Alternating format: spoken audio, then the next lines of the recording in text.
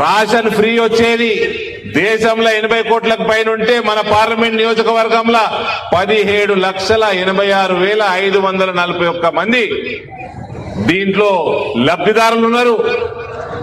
ఈ రకంగా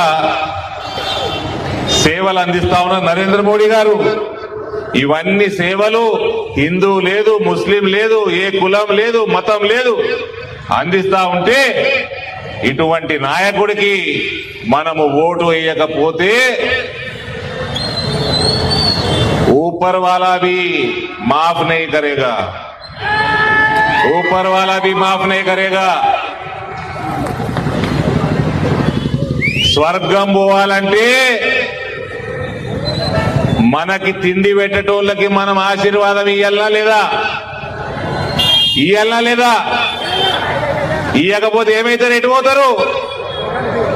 నరకం పోతారు. నరకం పోయే షోకున్నదా వాళ్ళకన్నా? ఉన్నదా షోకు?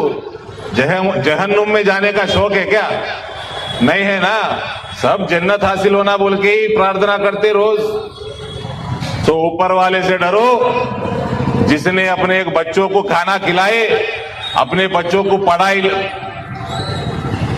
फ्री पढ़ाई, माइनॉरिटी स्कूल्स हो, हमारे गुरुकुल हो, जो भी हो, डेवलपमेंट के लिए पैसे भेज रहे, घर में पकाने के लिए गैस सिलेंडर दे रहे, बीमार हुए तो अस्पताल में 5 लाख रुपयों का बिल हर साल मदद कर रहे.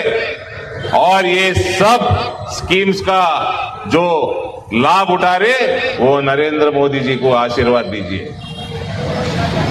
ఇది ఈ రకంగా ప్రతి పేద కుటుంబానికి సేవలు అందించుకుంటూ గత 10 సంవత్సరాల నుంచి మన భారతదేశంలో ఒక మహానాయకుడు లాగా ఎదుగుతున్న నరేంద్ర మోడీ గారు ఇలా ప్రపంచానికే మొన్న మహమ్మారి వస్తే కోవిడ్ లో హిందూ లేదు, ముస్లిం లేదు, ప్రతి ఒక్కల ప్రాణాలు కాపాడిండు. 2 ఫ్రీ వ్యాక్సిన్ టీకాలు ఇప్పించి హిందూ ముస్లిం చూడలేదు. అందుకనే హిందూ కాదు, ముస్లిం కాదు, అందరి ఆశీర్వాదం ఇవ్వాల మోడీ గారికి. మనకే కాదు 100 దేశాలకి వ్యాక్సిన్లు ఎగుమతి చేసింది.